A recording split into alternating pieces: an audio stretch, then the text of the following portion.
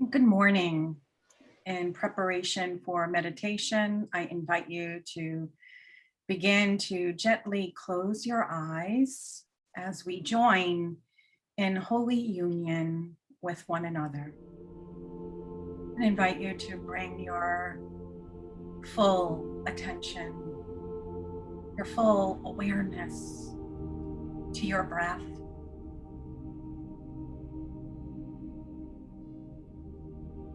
Becoming aware of the warmth and the beauty of each inhalation and exhalation.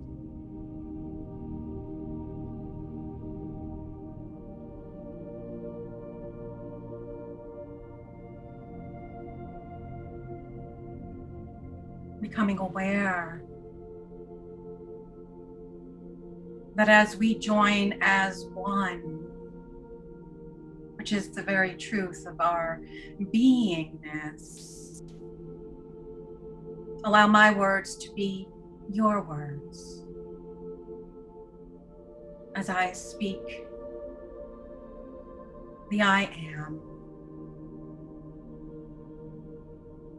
And as I am aware of the gift of life, the gift of breath, the flow of my breath that goes beyond what I can see with my human eyes, I am in awe.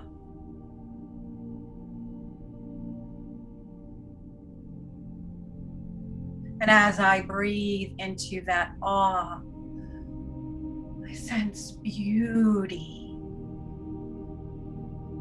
and reverence caressing my heartstrings as my heart opens in that space of graciousness and gratitude.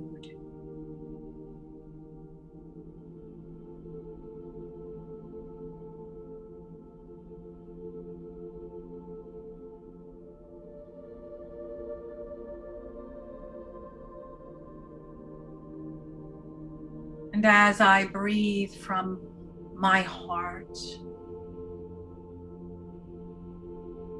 I know, I know with every aspect of my being that my heart beats in time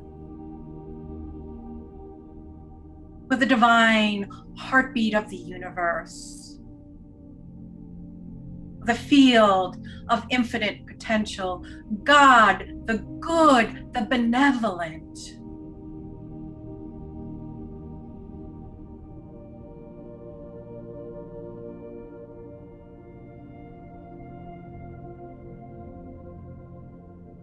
And as I sense the love of my being, the love of my divinity rising within me,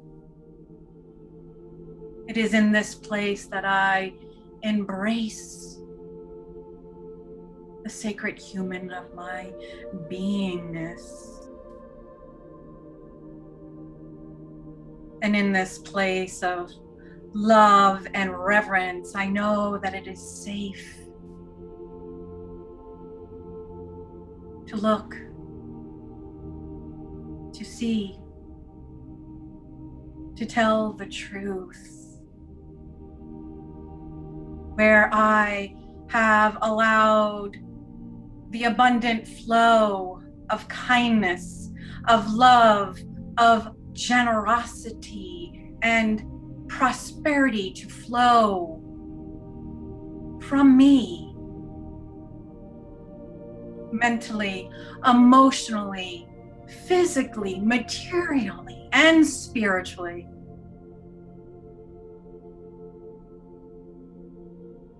What wounds of the heart are seeking healing that need to be cleared from my beingness to allow me to be that vibrant expression of affluence and abundance.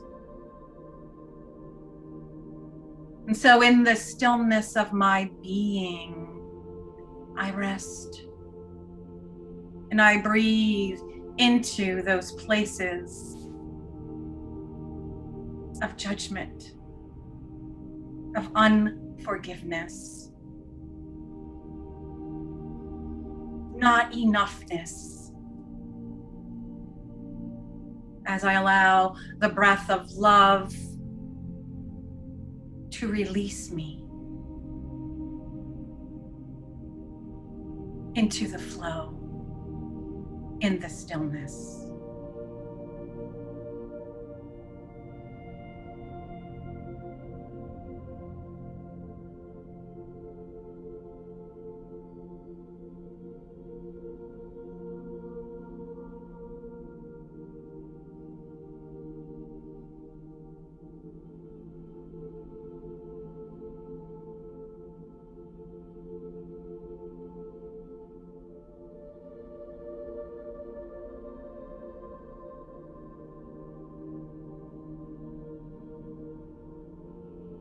And as I recognize each belief of lack, of hurt, of unforgiveness, I breathe into it with gentleness, with tenderness, with kindness. And I allow the love of my being to release me from its power. For I move and breathe and live in the flow of abundance. And I give abundantly from that place of knowing that I am the flow. I am a gracious giver of life, of kindness, of benevolence. And as I dance in the ebb and flow of life, I open myself up to be the gracious receiver of love, of kindness, of appreciation and abundance. And so I take a deep breath in the fullness of this truth as it vibrates, pulsates on every level of my being.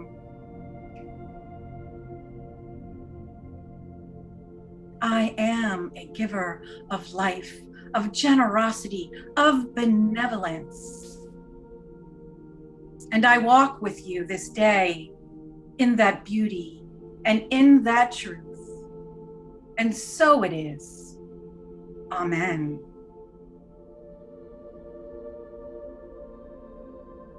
And so let us take a deep cleansing and energizing breath as we lift our arms over our head if it feels right.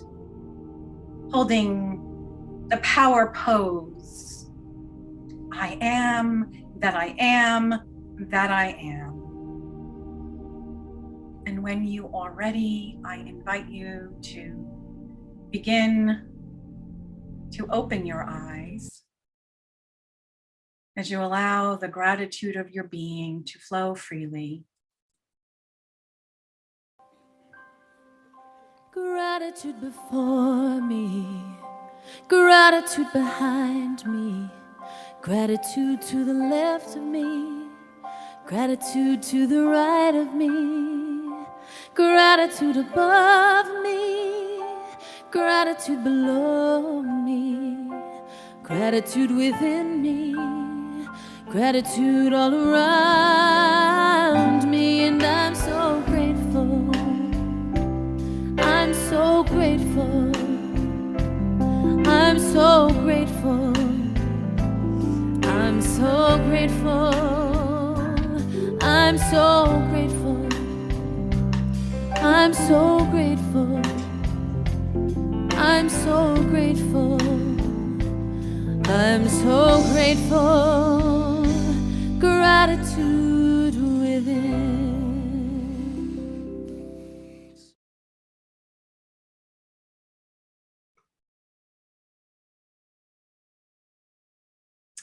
Good morning. Do you feel the energy of appreciation rising in you this morning, my friends?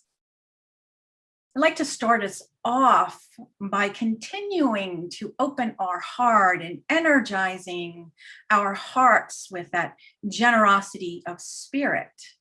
And so I share with you 3 short stories about giving that have warmed my heart, and it is my intention that they warm yours as well. And so the first story that I will share with you is entitled Unflagging Love.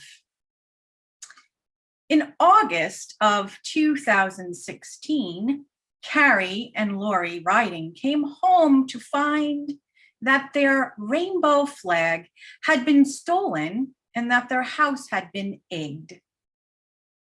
Anti-homosexual vandalism wasn't at all what they expected in their close-knit Nyack, Massachusetts neighborhood. As it turned out, it also wasn't what their neighbors expected. We said, why don't we all have the flags? They can't take them from us all, Dennis Gowan told the Boston Globe. And within days, the rainbow flag, the symbol of gay pride, was flying in solidarity with the Ridings on over 40 of the homes in their family-friendly area. One person's act of fear and maliciousness could either have created resentment within us, or we could have chosen again, chosen to come from that place of love and power. And so as we as a neighborhood gathered together, we modeled that love wins.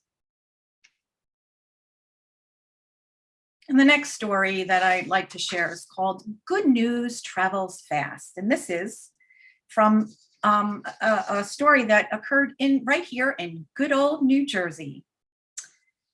In August,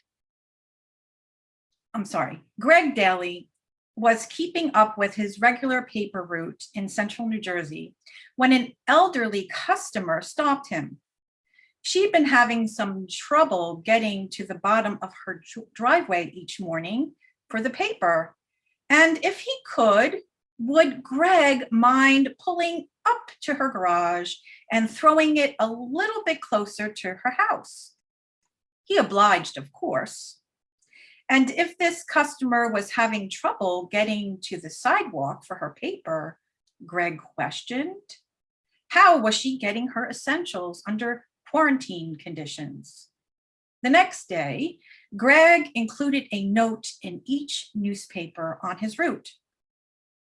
My name is Greg Daly, and I deliver your newspaper every morning. I would like to offer my services free of charge for anyone who needs groceries. Since then, Greg has carefully placed groceries and the morning paper on the doorsteps of over 100 elderly citizens on his route. And the last one that I'll share with you this morning is entitled No Junk Reading. 12-year-old Matthew Flores from Sandy, Utah approached postal worker Ron Lynch and asked if he had any extra advertisements or random newsletters. The boy explained that he loved to read but couldn't afford books or even the bus fare to the library. So he would take anything the mailman had. Lynch was floored. He didn't want electronics. He didn't want to sit in front of the TV playing games all day. The kid just wanted to read. Lynch told Desert News. Lynch asked his Facebook friends for reading material. Soon, Matthew was getting books from all over the world, the United States, England, and even India. For his part, Matthew said that he plans to read all the books and then share them with other book-starved kids. All of the individuals featured in these stories exemplify generosity of spirit, what it means to be a gracious conduit of kindness, compassion, and loving support. And Matthew, pictured here, models for all of us. What does it mean to live in the flow of giving and receiving, as he was an appreciative and gracious receiver of all of those books. And it is from that place he set the intention to give those books after he was finished back out to other students and kids who had that same love of reading. And Cindy Ricardo reminds us, the universe is in a perpetual state of circulation. Whether it is the water cycle, the food chain, or the changing of seasons, everything is in constant motion, performing in a ceaseless give and take, and always seeking balance. By observing these countless dependable cycles in nature, we can better understand the law of giving and receiving, one of the 7 spiritual laws of success taught by Deepak Chopra. This law operates on the principle that nothing in the universe is static. And in order to receive, we must continue to give. In other words, giving and receiving are simply 2 different expressions of the same flow of energy. Last week, when I introduced the law of giving and receiving as it was explained through the eyes of Deepak Chopra, I started us off with the parable of the 2 seas, the Sea of Galilee and the Dead Sea. And they were a perfect metaphor for the flow of energy when it flows freely from that highest state of giving, of generosity, to give for the sake of giving, versus how we can gunk things up energetically when we find it is either hard to give or to receive. So we saw that the Sea of Galilee had both an inlet and an outlet, and it was surrounded by rich farmland, that its waters were filled with fish and all forms of life, while the Dead Sea, that didn't have an outlet, was stagnant, that it was surrounded by desert. And because the salt and there was that stagnation, life could not flourish within that sea.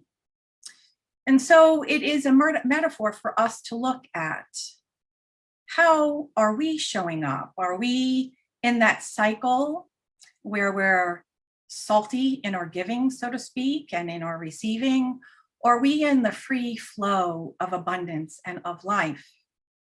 And I also shared that consciousness is the energy currency through which we give and receive. And consciousness is what we energize, because we are energy being. Everything carries vibration. Every thought, every belief, word we speak, the actions we take. And even when we are silently in resentment, we are still carrying that vibration. And this is not here to beat us up, but it is through awareness that we become empowered in our lives. And so we begin as we start to realize or become radically aware of, without judgment, what are we holding in consciousness? Because we realize that whatever we are holding is that currency right? The currency that we send out. And we get to decide not only what ripple will affect my beingness, my body, my experience, but because we are one, interconnected, that will ripple out into the field, into the experience of those around you, and ultimately into the field of infinite potential, right? Which seeks that balance. And so when it is out of balance with that pureness, sometimes we see things show up as weather patterns that maybe we think that something's gone astray, but is actually trying to create balance. And whatever we ripple out in some way or fashion will be part of our experience. It is not always the tit for tat, but something will emerge within us, some uncomfortability, stagnation in some area of our life, perhaps a relationship or job or happiness. And it is then that we get to look within and ask the question, so what type of energy currency am I holding in consciousness? What am I sending out?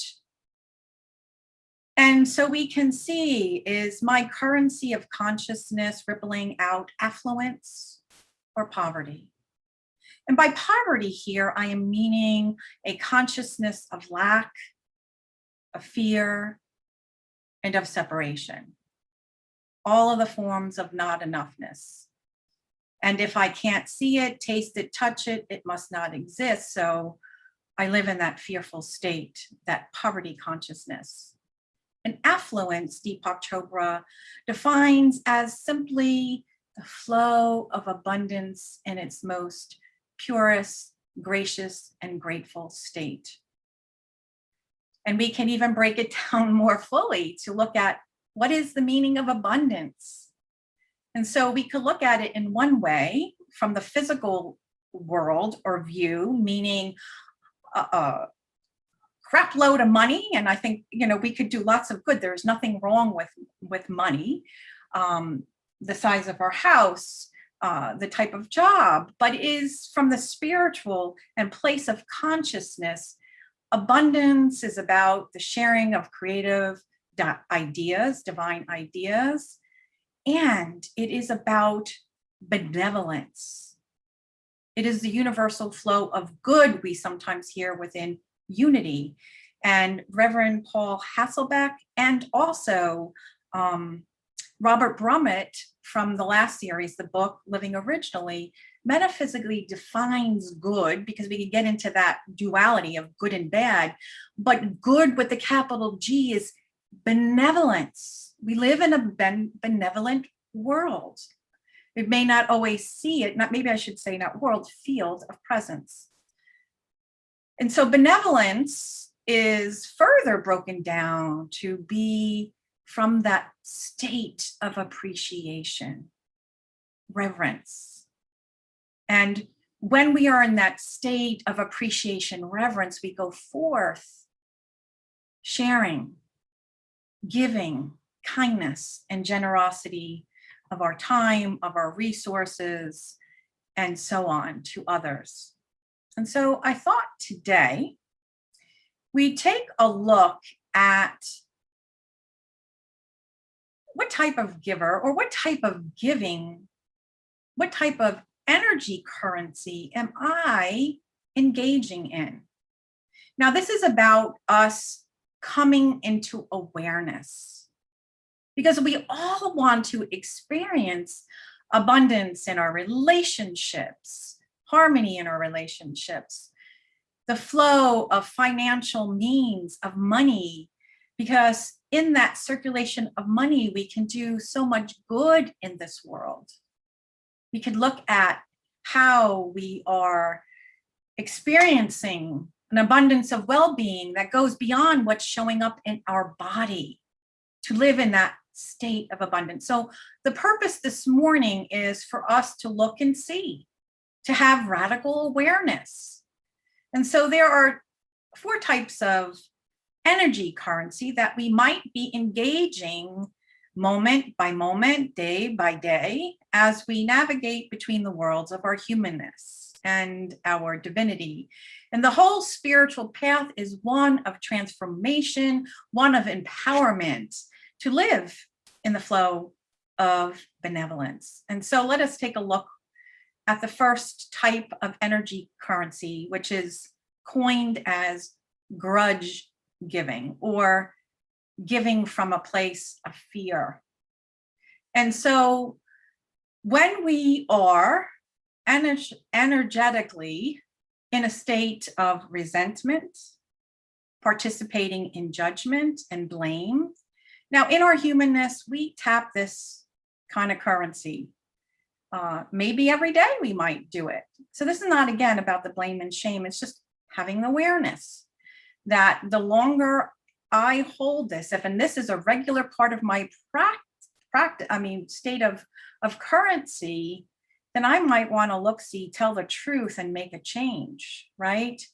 Where we spend our time looking at how people do things, don't do things, and then we share it with our friends. You know what so-and-so did or didn't do, or maybe we're still nursing a wound from a relationship. Now, I'm not saying that hurt doesn't happen, but as you nurse those resentments and are unwilling to forgive, it will be, you will block your good. So for the love of your being, you take the first step and say, okay, I'm ready to release this.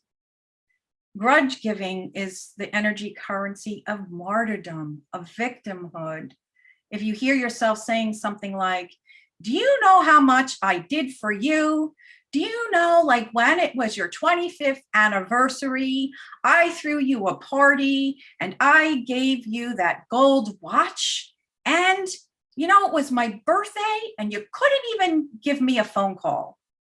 Anybody have something like that show up in their life? Now, again, as I did in the meditation, we go to that place deep within where we call up the divine love of our being. We embrace our sacred human and ask what is wanting to be healed. All of us are going through things in our lives, and sometimes people are in that suffering.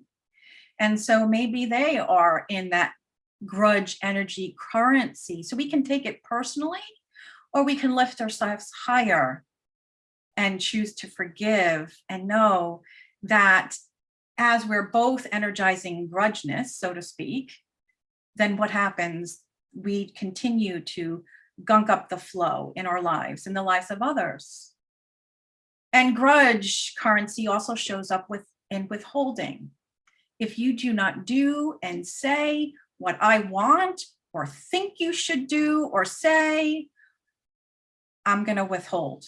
I'll withhold my time, I will withhold my attention, and I will even withhold my money in some way. Now, I'm not talking about if you don't agree, like, let's say there's animal cruelty, so you do not support, buying products that engage in that activity. I'm talking about, I don't agree with you here. And even though you're doing all this other good, I'm going to withhold my appreciation, my good, because I'm not getting what I want, because it's all about me. Don't you know? It's all about me. And people in this state will ask, well, what am I going to get out of that? Right? If I give to you, then I will not have. And people, when we are in this energy currency of grudge, so to speak, or fear, we are operating at victim consciousness or from the currency of poverty in our lives. So let's look at the next energy currency, gotta giving. And that is when we feel we give from the place of obligation, right? Well, on the other side of the coin, from the example I just gave, Mary just threw me a 25th wedding anniversary party that knocked everybody's socks off. So I got to give her something equally as well. Now, if it's coming from appreciation, that is coming from grateful and gracious giving. But if it's out of obligation, oh, Mary Sue took me to the hospital and I needed surgery, but you know what? I really can't drive her to the airport because, I'm not feeling well. And so then we're like, out of obligation, we're like, we'll ignore what's going on in our bodies and we'll do it because we're obligated. It is also out of morality, and this comes in with tithing, where there is the spiritual law that has been misunderstood of giving 10%. And because I have to give 10%, I will do it because I want to be in good favor with God. Okay, that anthropomorphic being. And all of us give from obligation, because I don't know how many people really give graciously and grateful to when we pay our taxes. But when we do raise our vibration and then we begin to think of, wow, the government is not my enemy. And I wonder how many things I am funding for people. And so I am in that law of circulation. And when we're in Gotta giving, we give just to relieve that guilt. It doesn't come from that deep well of appreciation. And I give because I was taught to do it. I give because and giving becomes transactional. So now in this Gotta giving, we are raising our vibration. We are starting to flow more easily instead of not, holding on tight, not letting it go. And so then we look at the next energy currency, and that is giving to get, right? Even on some level, when we looked at the quote or the biblical passage, give that which you seek in your life, right? Give that which you seek to receive in your life. Now that does model the law and how it works. But again, if we're coming from translational spirituality, which we need in this world to operate in this world, we need resources. So we engage our affirmations to get the job, get the relationship, so on and so on. And so we need those things. So there's nothing bad about it, but it is from that place of giving to get. And we're not totally in that place of, I'm giving to be the flow. I'm giving out of that reverence with no strings attached, which we'll get into in a moment. And this energy currency of giving to get is, I give because I want to be liked and loved, to gain respect, prestige, recognition, to win favor with someone. And not only is this translational spirituality, it is also when we have those 4 levels of consciousness, victim, and then we move to victor. I know my thoughts create my reality. And so I'm going to be the best damn manifester there is. And again, we need that in this world. But we know vibrationally, as we rise in consciousness, we move from being the flow and for the sake of giving. And I just want to share this. Unity Village has an interesting way that they tithe, right? We can give. Now, spiritual law, quote unquote, tells us give 10% of your financial income. And so as they live in the flow of creative expression, they have decided to turn that money into those booklets you see, on grieving, on celebrating Black History Month, on cancer, gay pride, all those little booklets. Some of them come in were coming in our welcome packet, and I'd like to see how we can still send them out until we return in person, which is going to be soon. So they decided to use that as their giving currency. And so some people within the movement like, what? You're not giving the 10% that is in the law of the Bible? And they're like, okay, so Jesus taught to give us, the master teacher, from the flow of appreciation, the flow of creative expression. And look at all the good we are doing in the world by sharing this spiritual nourishment that can help people to transform their lives. And so we move into the high vibrational currency, grateful and generous givers, giving for the sake of giving.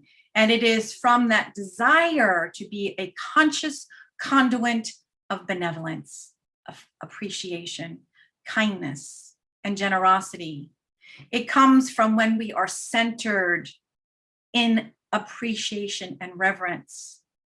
And we speak these words, I am the flow of God, AKA pure potential and expression. I am. It's when we live into the I am. I am the divine in expression.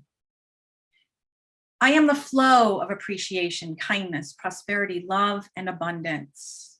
And so when we are in the energy currency of grateful and generous givers, we see these qualities emerging within an individual.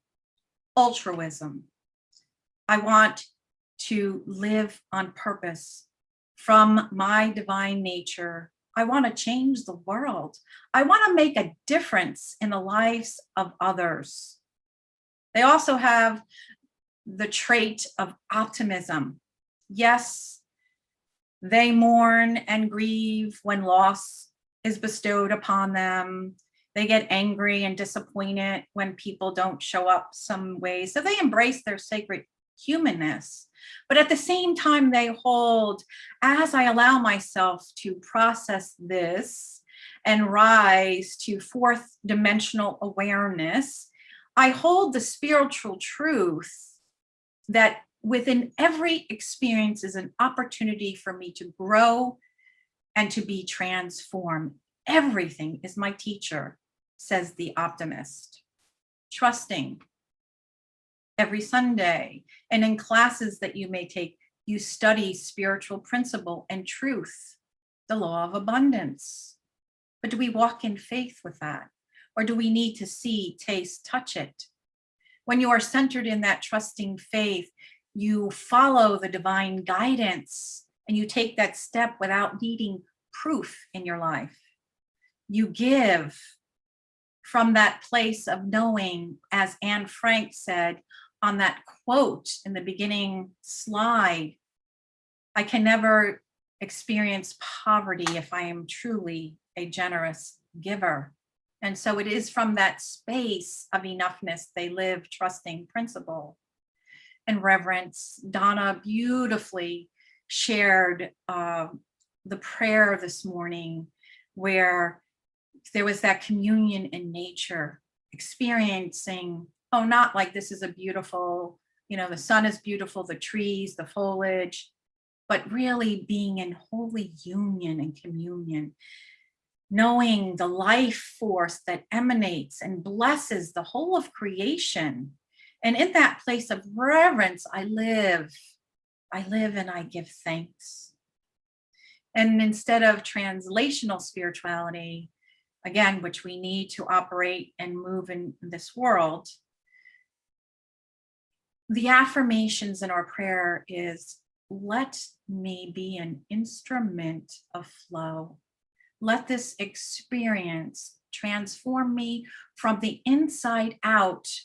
And I let go of the need to have X, Y, or Z in my life because I am the flow. And I know I live in the state of pure joy of my beingness. So, my friends, my invitation to you, we go back to that radical self-awareness that we looked at. Charles Fillmore invites us into that, co-founder of Unity. That self-awareness is the first step to enlightenment. And then Robert Brummett in Living Originally asked us to be radically self-aware in our lives. It's only in that awareness that we get to determine what we are holding in consciousness. Are we in that grudge currency, gotta currency, give to get currency? Are we in that state of gracious and generosity currency flowing from us? And throughout the day, moment by moment, we might be experiencing all four of them. But one of the greatest gifts that we've all been given is that awareness and the ability to choose moment by moment. I am self-aware and I am going to energize this because I am coming from that power place of generosity, or I'm going to take a deep breath, do some healing work because I do not want to be the currency of resentment in my life any longer. And so, my friends, may you live abundantly, graciously, and with benevolence and reverence this week. Namaste.